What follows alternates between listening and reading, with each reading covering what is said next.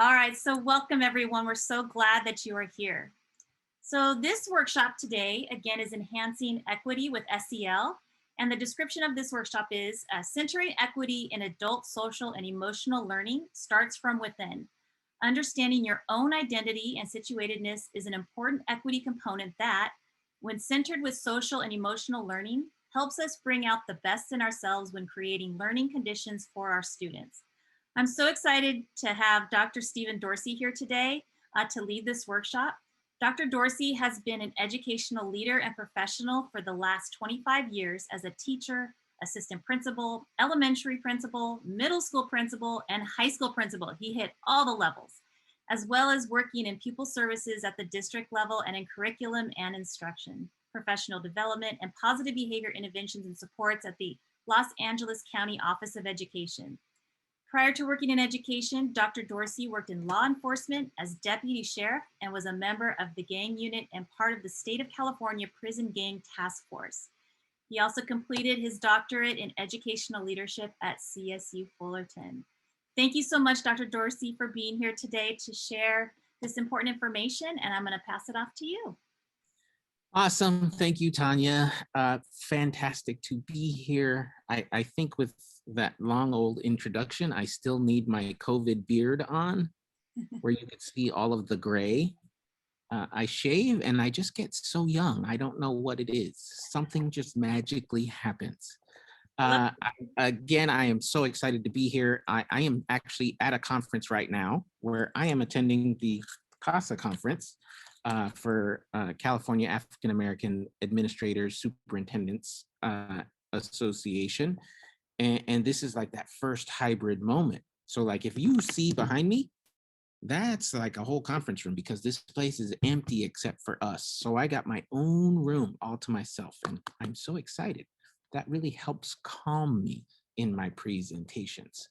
And as soon as Tanya asked me to present here, I was like, oh yes, social emotional learning is something that is near and dear to my heart, and it plays such a role, especially within equity, within trauma-informed practices, and all of the things that we bring to our students to really get them to achieve at their highest level.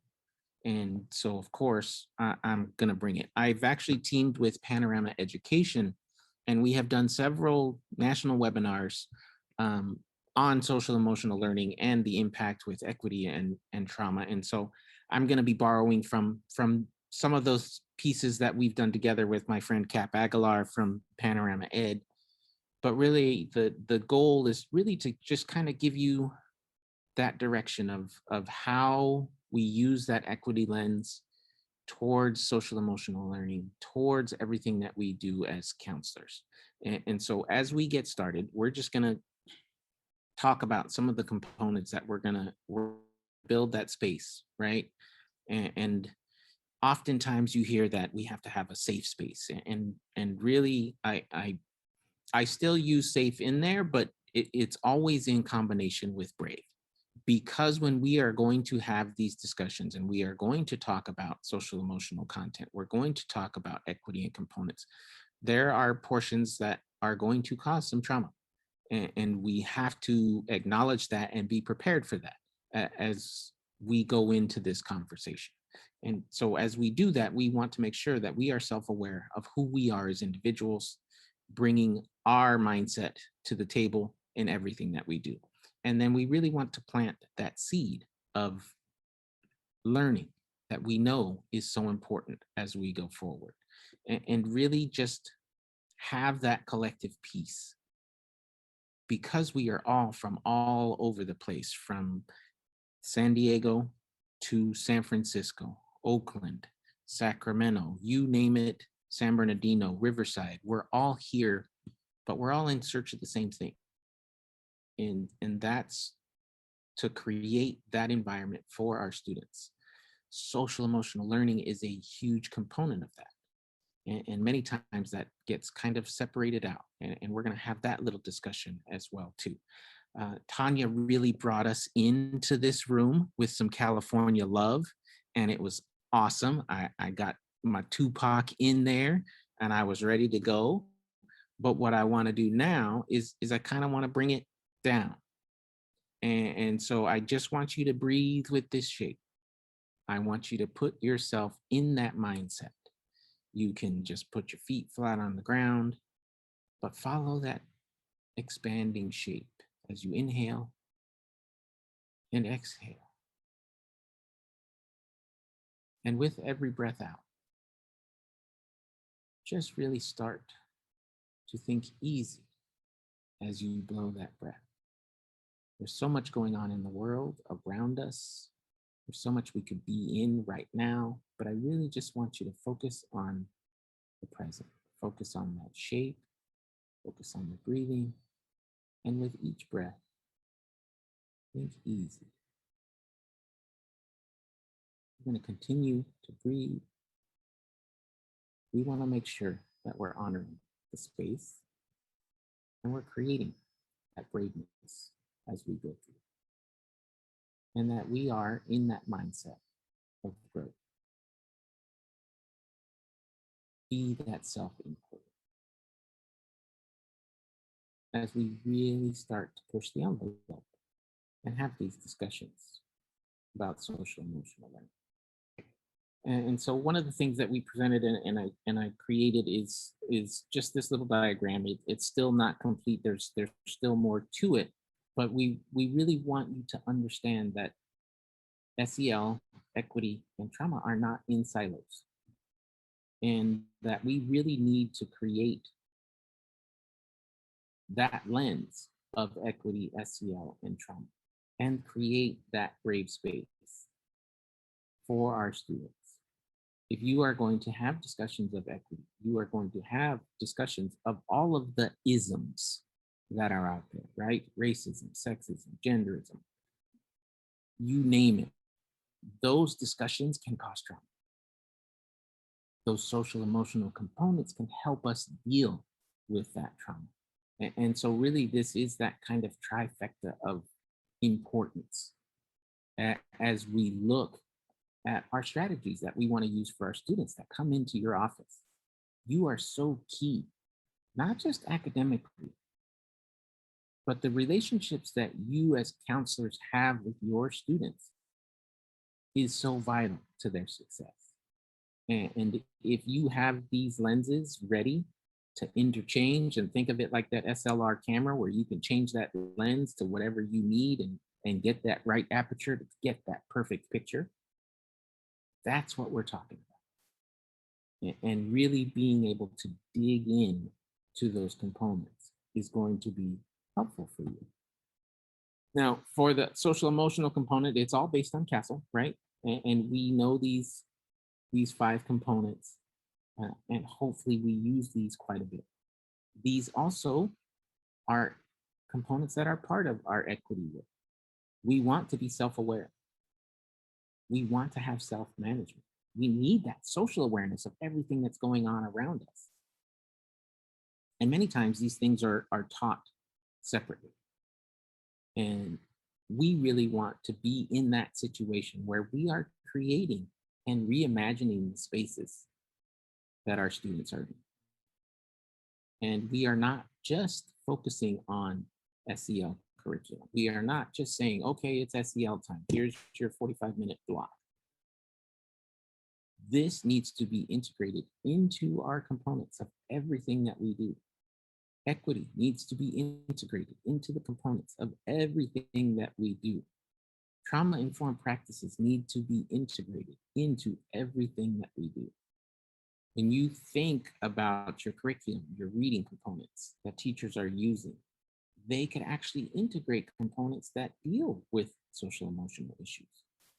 An example I can give is a district that we work with where they adopted the reading of The Hate You Give.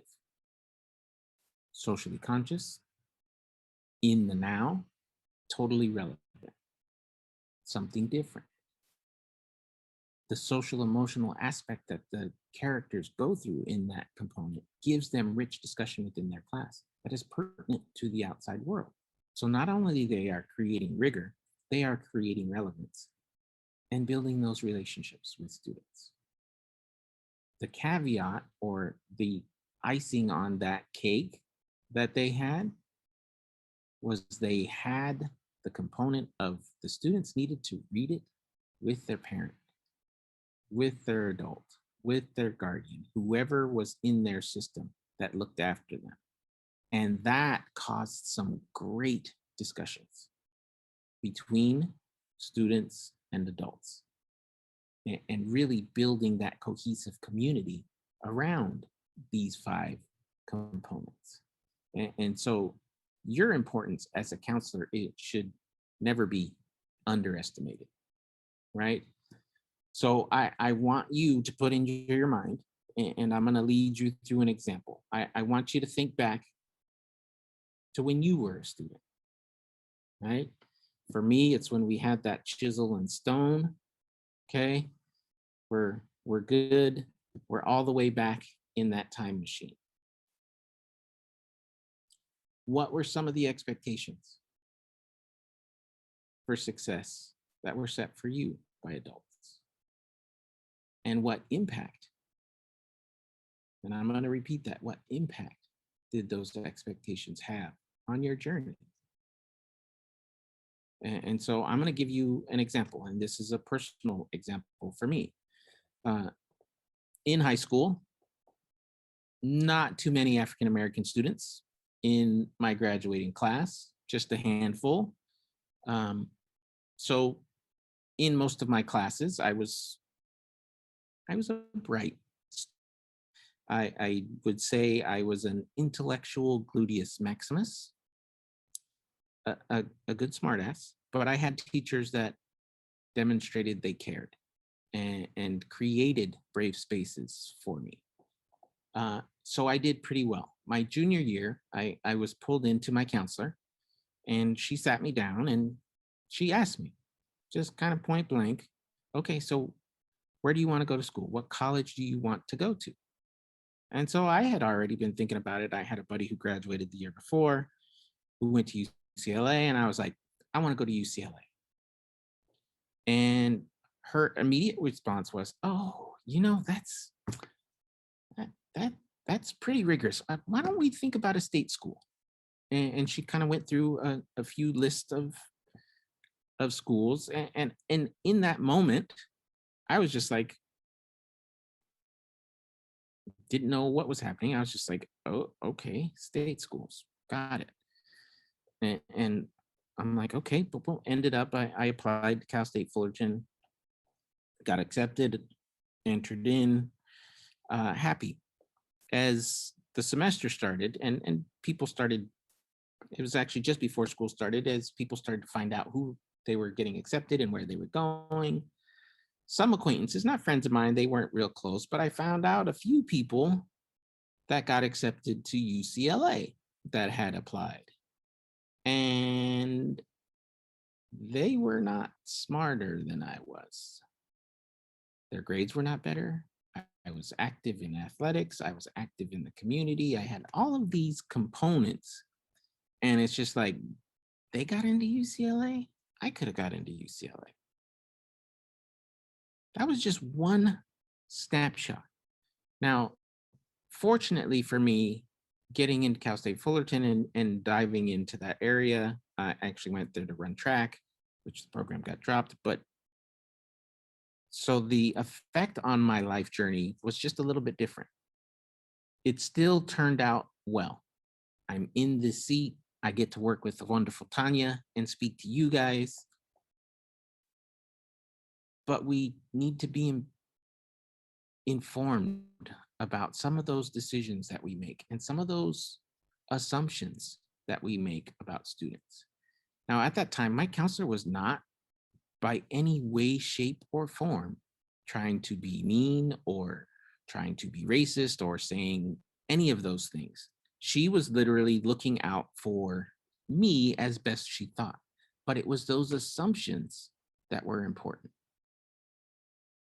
And not really knowing me as the intellectual gluteus maximus that I was, that could have had a detrimental effect on my life.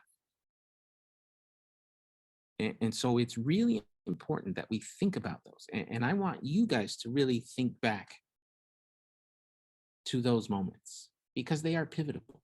pivotal moments for us. And I want you to make sure, social emotionally, that we are thinking about the best of our students and that anything is possible. And I'm going to kind of give you another story.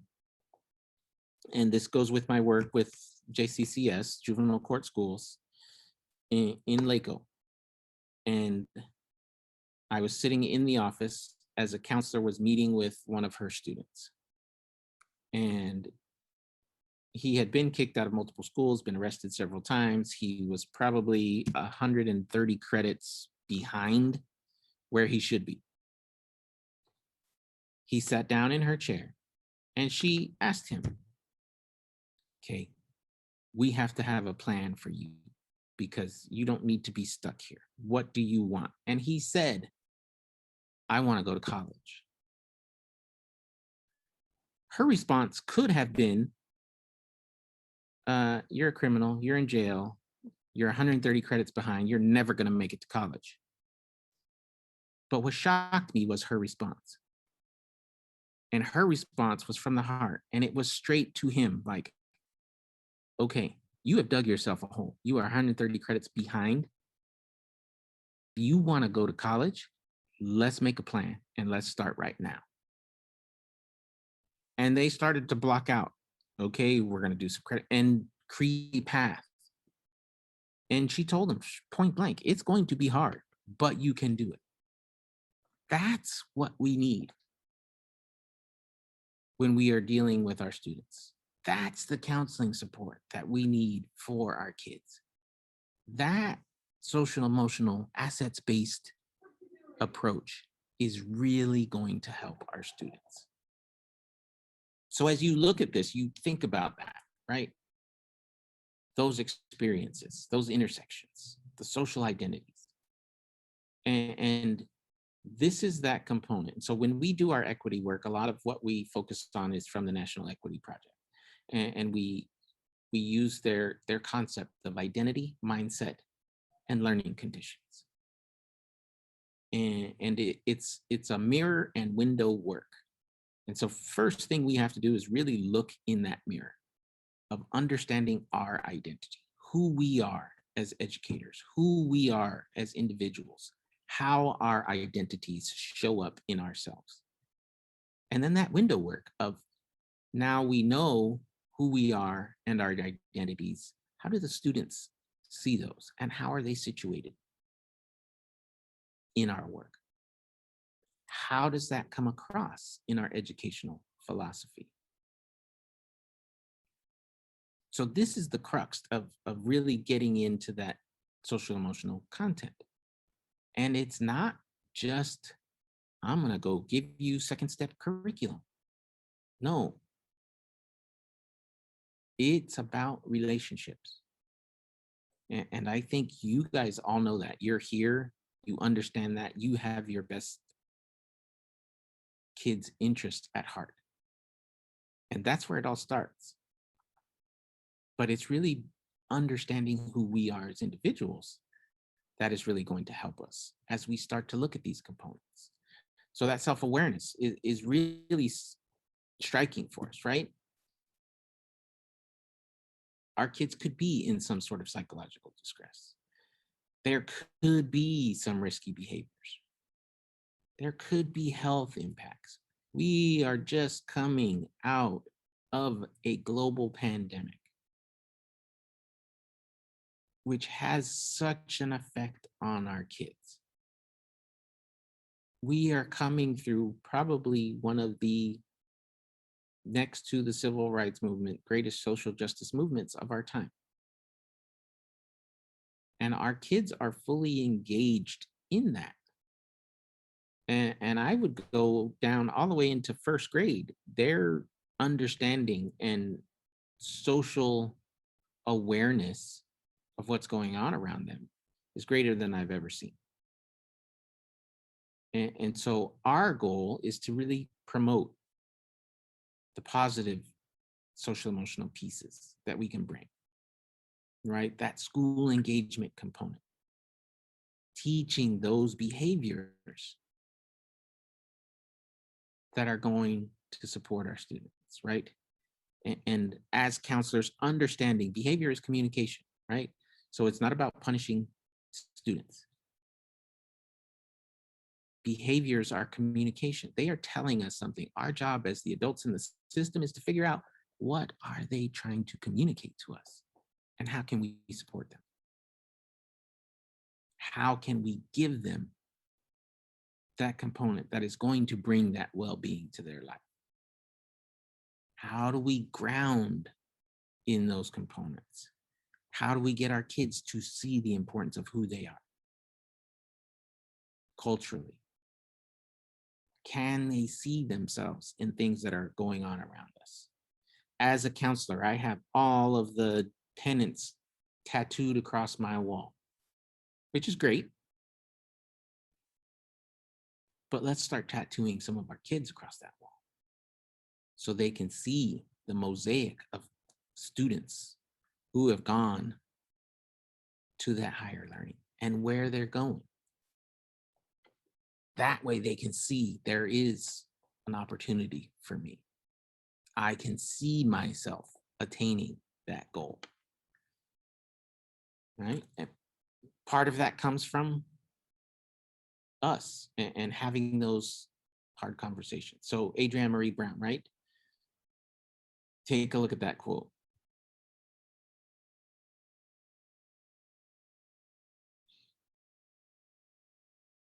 Claiming our dignity, joy, and liberation. And understanding. So here's that equity layover of social emotional learning, right? That equity component of giving the kids what they need, when they need it, to be socially and academically successful. Okay, so that's our educational equity foundation, which is an SEL foundation. Understanding, just like teachers do, they have to differentiate their instruction, right, to meet the needs of their students. You're starting at this level, I need to teach you to this level to make sure that you're prepared to go on, you're ready. But we're all at a different space and a different entry point. We need to understand that. Privilege and power comes into play with that. That's a social emotional component that our students have to deal with. And kind of an example is attendance policies, right? So we give attendance awards to our students, right? Perfect attendance, you're here every day, you get an award, woo, you're awesome. Yet there are some students who have 3 siblings, parents are working 2 jobs, are not home. That student is taking care of those younger siblings, helping them get prepared, get ready, get to school on time, and then coming in. Yet they get no reward for keeping their siblings safe, out of harm's way, in school. And so again, we have to kind of reimagine what and how we do things. That social emotional component really must be thought about and addressed because we're reimagining our systems. I was working with a teacher in Linwood Unified, and he told the story of one of his students who was constantly late, and he kept just badgering the kid, but it didn't help, and the kid still was coming in late. So finally, he said, after I gave him like his 7th detention, he went and talked to the student, and he started to find out that was the exact story. The kid was actually had a job, was working, came home, and took care of siblings. And so the teacher, and this is a math man who was literally crying during this conversation because he realized how much emotional pressure he was putting on that student by badgering him to get to the class. And he just changed his practice. He went out, he bought granola bars. The student showed up to his classroom and he said, "Thank you for being here." sit them in the back, have a granola bar. If you need to put your head down, put your head down. When you're ready to jump in, and we'll go to it. That process with the student changed that student's trajectory. It changed that student's participation in the class. That student now felt brave and safe to participate as they needed. So it's important as we look at that. I'm not sure if you guys have seen this before, but this is that wheel of power and privilege. And you think about these components as we deal with our students and their social emotional status as they go through. So this was created by Sylvia Duckworth, right? And if you look at this, you can kind of see yourself and just kind of put a little dot of where you think you might be. And I want you all to understand, we all have privilege. I have privilege. I had a 2-parent household, parents that loved me, parents that worked hard, made good money. I had a lot of privilege. The expectation in my household was to go to college. I'm the first of my family to get a doctorate, but expectation was high. So understanding that we all have privilege, doesn't matter what we look like. There are components that you can see where we are. And if you look at these, I mean, these are different identity characteristics that our kids all carry too. Body size, housing, wealth, gender, citizenship. And then I want you to understand the dynamics, right? So in certain spaces, your power based on your identities may be increased or decreased, depending on that. So me as a doctorate in the educational field with a lot of experience, I get into situations and I feel closer to the power. But there are some situations where there are multiple superintendents who all happen to be white, male. My association to power is diminished. So really it is experiential and you can see that fluctuation. Think about all of the transgender issues that are going on for our students right now that you guys are probably dealing with on your campus as we speak. Important components. Understanding this wheel and how it fits in to our kids' social emotional capacity is really helpful. Identifying yourself within this wheel can give you ideas of, okay, this is where I can leverage some of my power to be an ally for some of my students who have less power, who are marginalized. So it's a great component that you can deal with. Again, this is from Sylvia Duckworth. It's awesome. And I utilize this exercise and actually use the dots. And my friend Cap from Panorama and I, and we actually had a whole conversation and we each dotted our own little wheel to kind of see how things flush out. And there's actually even bigger wheels out there that have more identities in there. So do some work and research and try and get into those. So as we think about these components, right? We talked about that educational philosophy. That is part of your identity, who you are as an individual. What do I see as my purpose, right? What role do I play as a counselor in a student's life? And I want you to notice that I put /teacher/counselor. And many times in my career from high school, middle school, elementary school, I will tell you, my counselors were some of my best teachers for our students, and for our staff. And so I don't want you to consider yourself just a counselor. You have to give yourself more street cred than that. Because a lot of our kids couldn't make it without you. And the skills that you give them to cope with situations on the social emotional continuum are so important. right? Understanding how our kids are learning, understanding instructional practices, how we fit into the curriculum. All of these components are important. And I would be amiss if I didn't mention this is also where that bias component can come in as we are looking at ourselves, right? Understanding that bias, we all have it, much like privilege, we all have it. But bias is that unconscious component, that implicit action that is in spite of our beliefs. So our philosophy says all students can learn, I treat all kids well, and I give them what they need. That still doesn't mean bias can't creep in and cause some problems for you. And that's that social and self-awareness component that we need to be aware of and understand, acknowledge, apologize, and move forward, because it's going to come out. We get bombarded with 11 million bits of information a day right into our brain. Guess how much we can process physically and get out? 40 bits. So 11 million bits, 40 bits, but all that information is still trapped in your brain. So the function of that brain to come out can cause you some problems.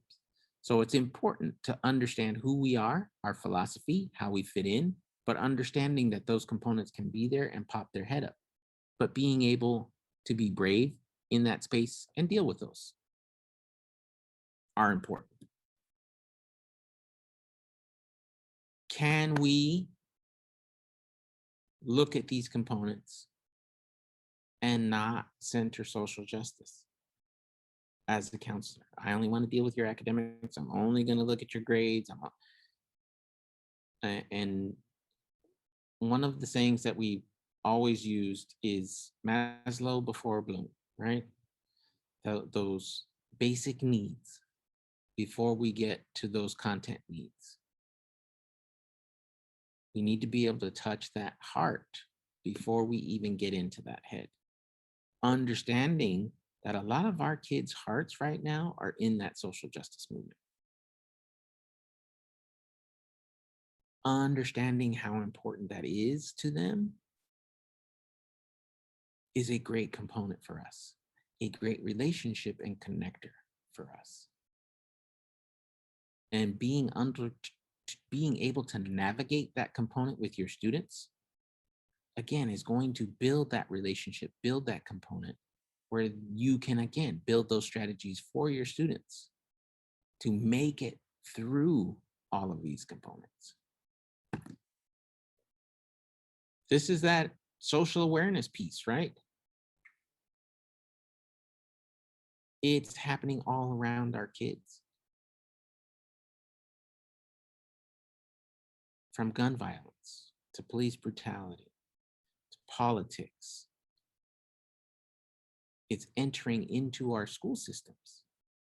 Just my work alone within equity, I am being met with fierce resistance. And you would think, oh, everybody wants to be equitable, of course. But the resistance is still there. Understanding that we have to navigate this fight with our students is so important. For them, understanding they have an ally in their counselor is so important.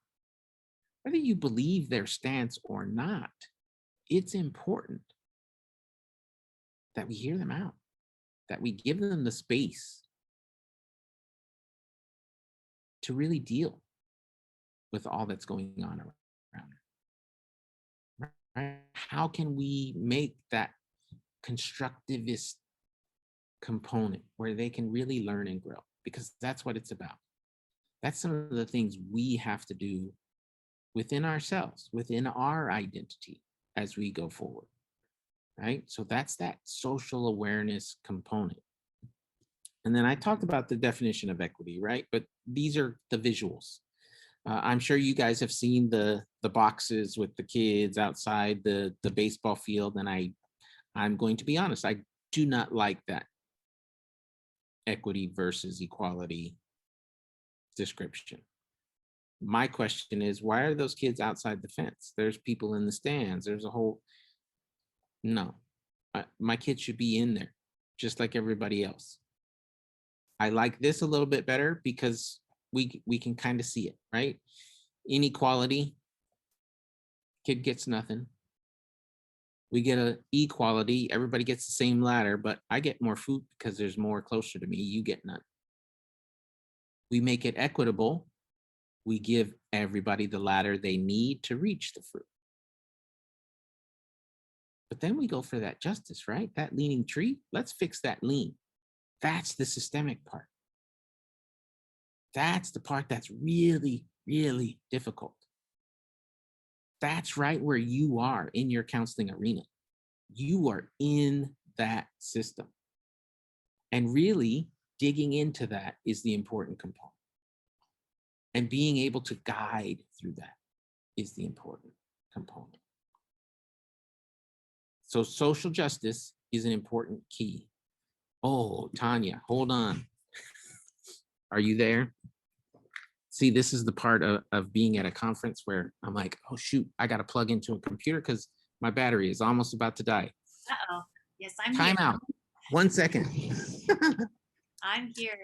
And while he's plugging in and getting all of that taken care of, please feel free to engage in the chat. Dr. Dorsey is making some great comments and great points that, wow, are just wonderful reminders of the important work that we have in front of us. Even if we may not agree with a stance or with the way a student is handling something, we do have a moral obligation to be an ally and to listen and to be present.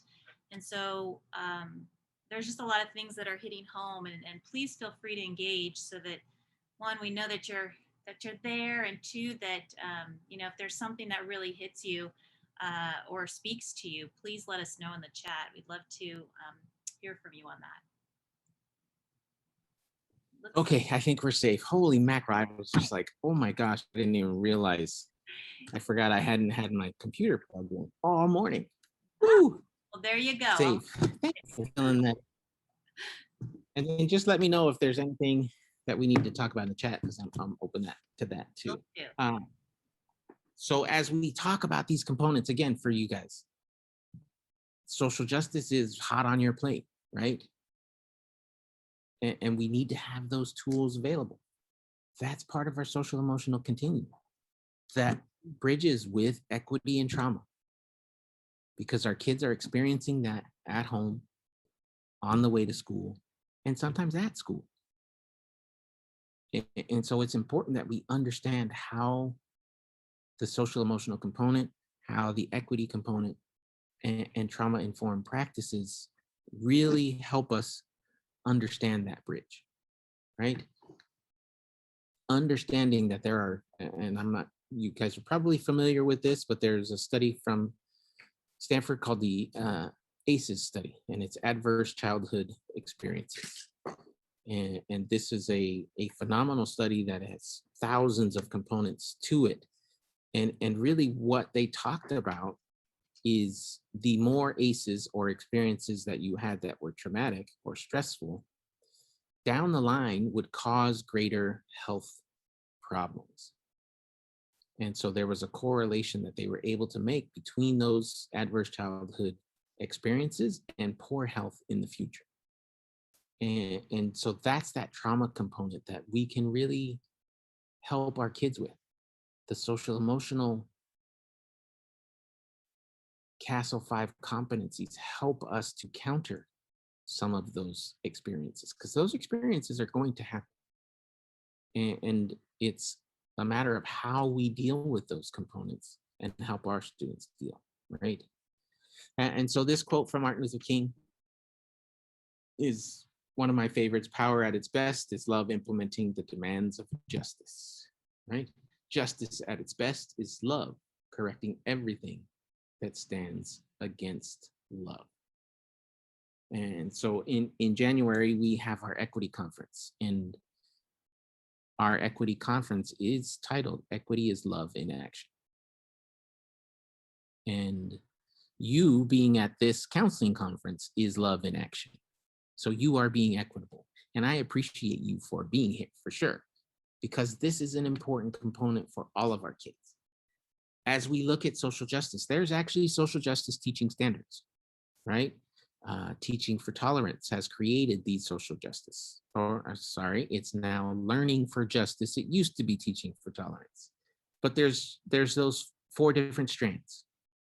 And we talked about how important our identity component is. And really that's a key concept that we need to thread through everything we do with social emotional learning, all the way into our curriculum. Talking about diversity, talking about justice, and taking action steps. And I'm sure you can think of a student right now when you think about action and social justice, because these kids are on fire. It's unbelievable. So I'm working with a district. I'm not going to say the district's name, but there were some equity issues, and students felt unheard. And so the school has taken some steps. They brought us in and started working with this. And then the students actually created their own little organization. And this organization is a communication entity between the students and the staff and administration. And I got to meet with those students and the staff and administration. And those kids were fire. They were holding the admin and teachers' feet to the fire. Straight up, we want to know what you guys are doing, when you're doing it. We want to see that action's being taken, because they didn't believe them. Because too many times incidents happen on campus, nothing goes on, nobody hears anything, it gets reported, but nothing's done. These kids are like, we're not having that anymore. And it was a great experience for the admin and teachers to hear the students. And what was great is normally you get these students who create these great organizations, and when they start to talk about the incidences that happen on campus, it is usually like, well, I had a friend who this happened to them, somebody. These kids were like, this happened to me. This is my story. This is why I'm here. And there was no refuting that story. It wasn't secondhand information. They were just straight up, here's what happened. And it was amazing, because then they were just like, we're so appreciative for what you're doing. And we understand that. And so having that component out there for your kids, getting that student voice, you are definitely taking care of their social emotional needs. You are definitely taking care of those social justice components that you're looking at. As you look at these pieces, these are things that you can share with teachers, right? It really goes down K to 2, K to 12. You can deal with all of these components. They have really done a great job of breaking this down, because they know the importance, because our kids are seeing this information. They're hearing this information, whether it's from their parents watching the news or in the car. I was going to say radio, but then I'm like, who still listens to the radio? Podcast, yes. Apple Music, Spotify, got my list. Let's go. I just shared my list with Tanya. She's good to roll. But these are the components that we're talking about. And I want you to understand. I understand how difficult your task is in front of you. I think you understand that, and that's why you're here. You want to make sure that you're giving your kids what they need to be successful. And that's what we need to do. So those social emotional components that your students are dealing with on the way to school, at home, in school, coming, all important. One of the important factors I want you to be cognizant of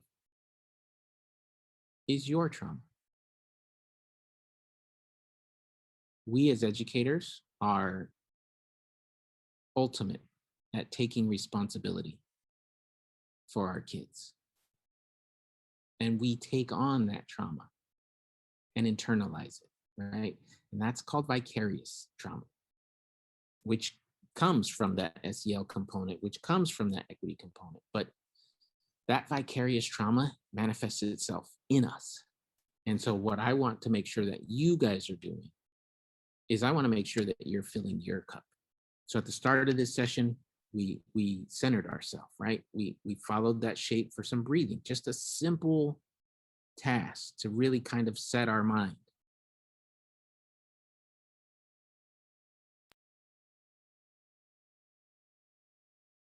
But I want you to make sure that you are practicing self-care or to help yourself.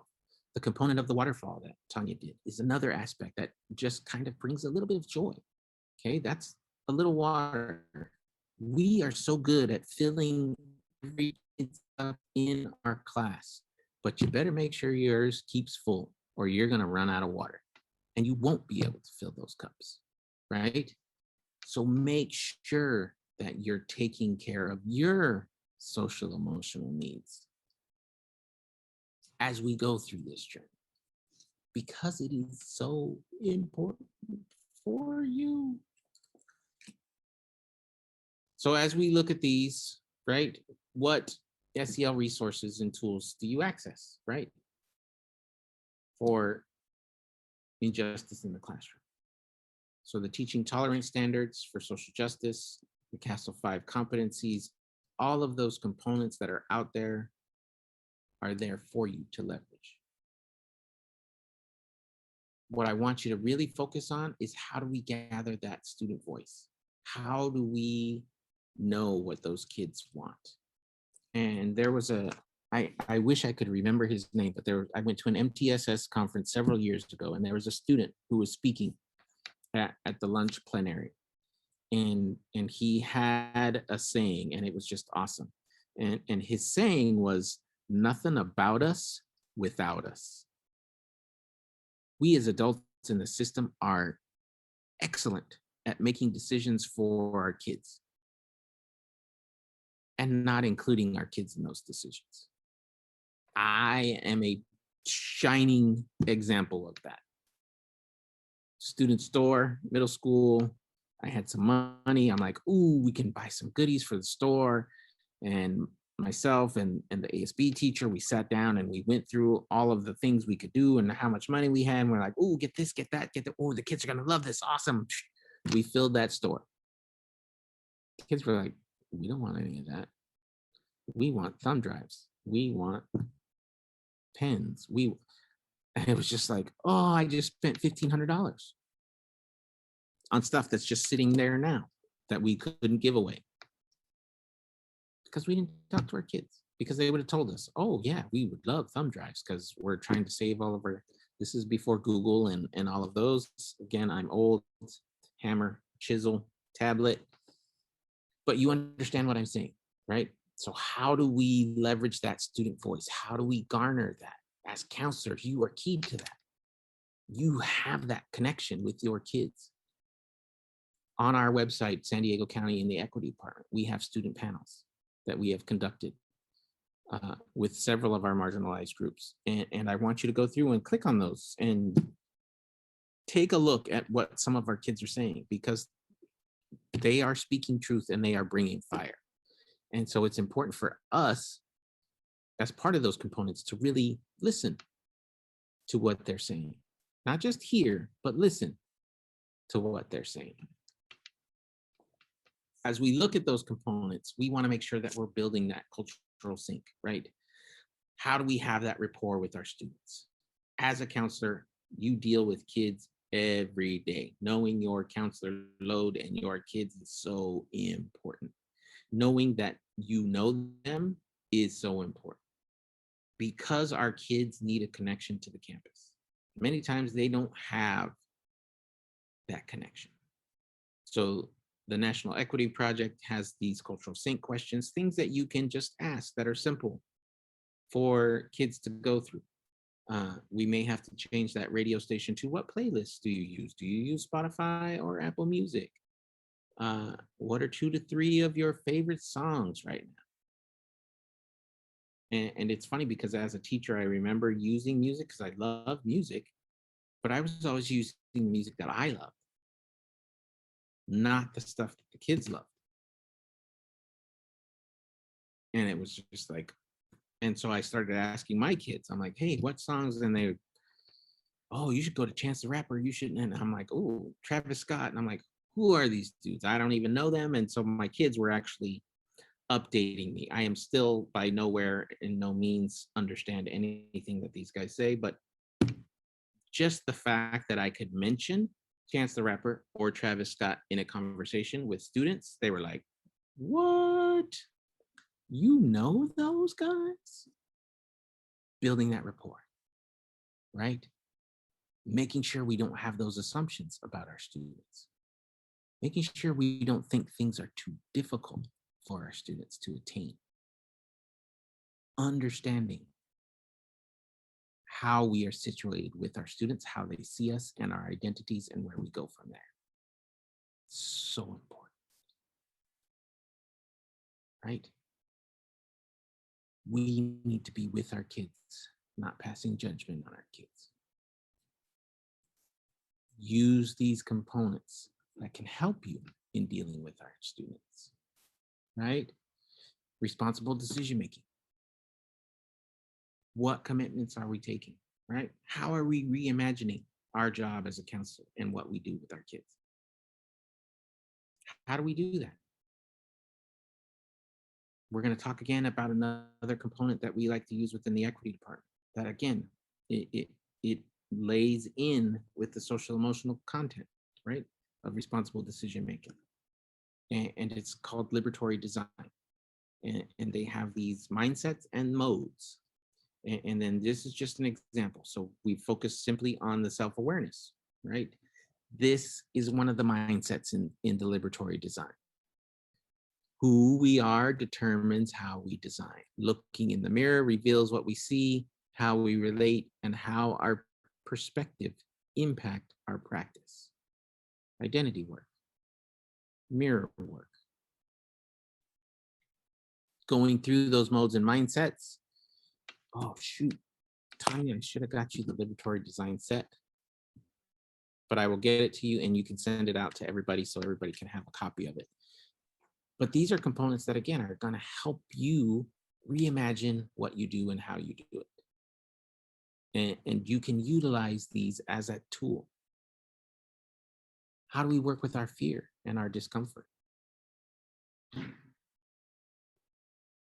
And understanding, I've actually had psychologists who have pulled me aside and just said, Steve, I'm a small white lady.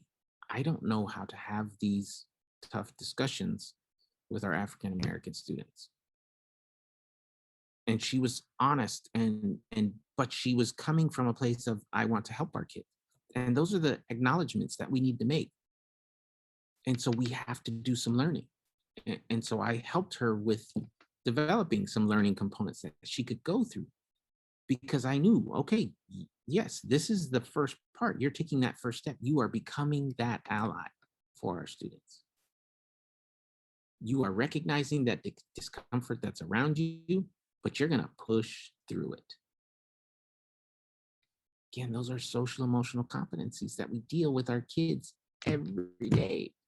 And our kids are dealing with, no matter where they come from, they are dealing with some sort of social emotional issue. Whether it's academic pressure, social pressure, gender pressure, you name it, our kids are dealing with. Liberatory Design Deck will help you actually figure those components out. I'm actually going to take a stab and see if I can go to my Liberatory Design aspect and you guys can see that. Can you guys see that, Tanya? Yes. Okay. So this is the link. I'm going to copy it and I'm going to put it in the chat so you guys will have it. Or Tanya, if they don't see it, can you give it to them? Yep, we see. Thank you. But these are the tools. These are the components: social emotional learning, equity, trauma-informed care. All of these components are so important to our students. And I want you to understand there are resources out there. There are things you can utilize. There's all kinds of tools. Oh, I guess I got to go back to my slideshow for you to see that. So these are all things that are there to help you dig in deeper. If at any time you need anything, contact. I'm going to put my email in there so you have that as well.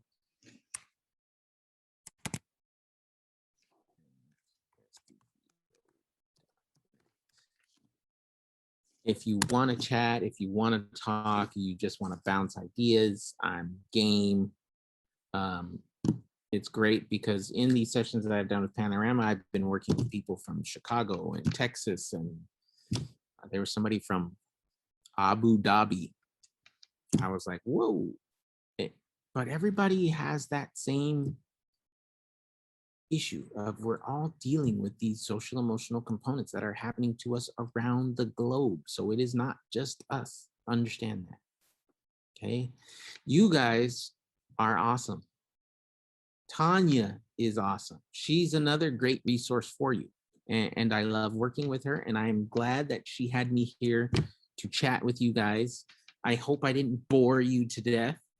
I kind of get tired of hearing my own voice sometimes, but hey, what are we going to do, right? It's a webinar. All right, so let's go to Q&A. Anything? What do you guys got? What do you need? How can I help? Let's do this. Well, while they are adding their questions to the chat, I just want to say thank you so much, Dr. Dorsey. Everything you have in here is so spot on and so true. And it's just a great reminder of the, the important role that we have as school counselors. And, when students are trusting us and sharing with us, like you mentioned, the trauma, that is key in itself, that they are coming to you in that space and that they trust you with the information. And we don't have to have the answers. We just need to listen and be there and to support them. And then, that's where we can follow up with some resources or with some additional support. But, it's just a great reminder of the important role that school counselors have on a campus. And I love the fact that you said that we are teachers too. It's just in a different way. But kids do remember. I mean, you remember what your school counselor said to you. And, so the words that we have, the words that we share, the way that we make people feel is remembered. And so I just thank you for the reminders, for just helping us feel grounded here today, for pausing and just breathing. Because there is so much going on. And sometimes we just feel overwhelmed with it all and not feeling adequate enough to support our kids. But we just need to come from that place of the heart that we are here for you. So I just want to say thank you. I know you're busy, but I know you have a passionate heart for school counselors, and I just really thank you again for that. Of course, anytime. Just remember to be mindful, not mindful. Love that. Love that. Do you see any questions there in the chat, Zarette? No, Ms. Tanya, we do not have any questions for Dr. Dorsey. Okay. Well, we will make sure that all of these resources, again, are posted on the website. If everyone could just take a moment to complete our short survey. There's an opportunity to provide some positive feedback to Dr. Dorsey, which I'd love to share with him. Since we are in this webinar atmosphere, it's kind of hard to always know or gauge what you're thinking or feeling, and we'd love for you to share that. So please take a moment to complete the survey, to offer some feedback. And whenever you see Dr. Dorsey's name on something, you know that you have to be there, because like I said, he's been a wonderful addition to San Diego. We're so glad that we have him here, and his work is truly amazing. So thank you again. And if we don't have any more questions, we will go ahead and end this. We have party music. I know, I'm gonna get it queued up right now. So we're gonna take you out with from one of Dr. Dorsey's playlists. If it feels good, then it must. So here we go.